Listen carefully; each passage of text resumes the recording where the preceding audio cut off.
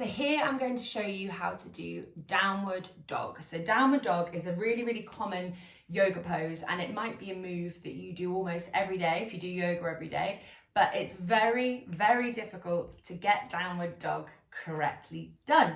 So I have been wrestling with my own downward dog for the last 2.5 years since I started doing yoga, and I think I'm only just starting to crack it now. It's taken me ages, but I'm finally able to get my pelvis into extension, which is the crux of what this move is all about. So I'm going to walk you through a bunch of different cues for downward dog. To be honest, it's not one that I give to that many of my clients because it's a really, really difficult exercise to do. There's lots and lots of stuff going on, and it requires a lot of function through the body in order to be able to do this properly.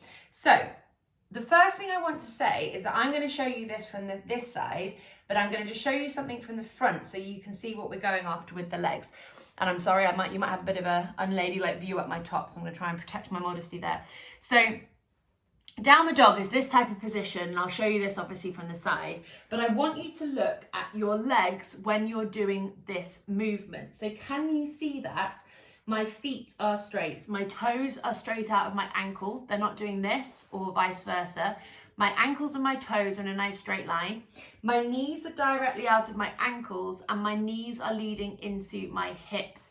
My legs are not collapsing in like this or like that, whatever it might be that you want to do. You're really looking for a nice straight line through your legs throughout this exercise. I see a lot of people who want to kind of bow in through their knees and collapse through their ankles, which just, there's no point in them doing that if that's what they're doing, because they're not keeping this sort of, they're not keeping the momentum going through their whole leg. They're collapsing through the lower portion of the chain, which there's no point. So that's what you're looking for if someone was looking at you from the front view. And the way that I like to instruct downward dog is I like to get people onto their hands and knees to start with. And I want you to roll an arch into your lower back. So this is putting your pelvis into extension.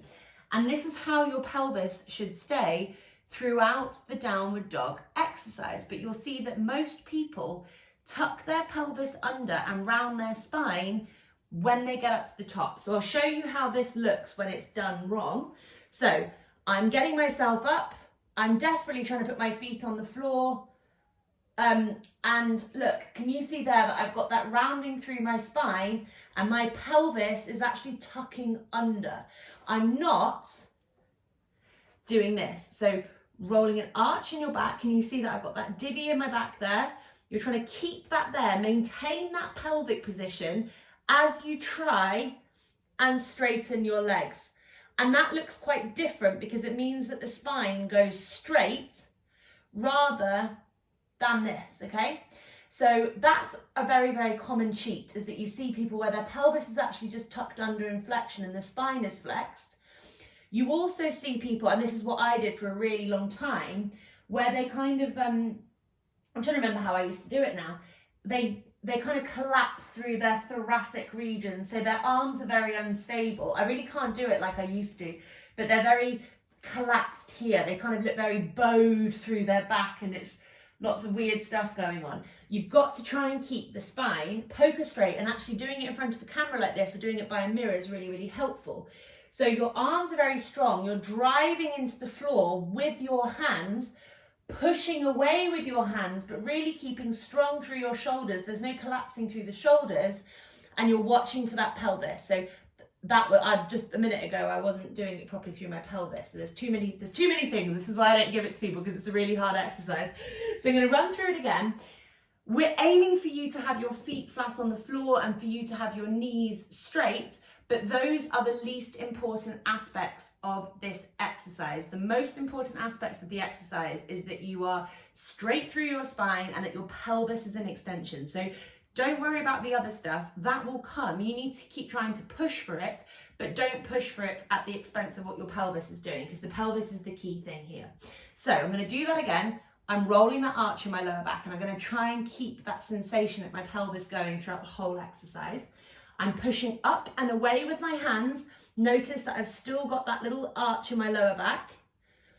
I'm finding the point at which I think I lose the arch in my lower back, which is maybe about there. So if I try and straighten my legs anymore, I start sort of humping, so I don't want to do that.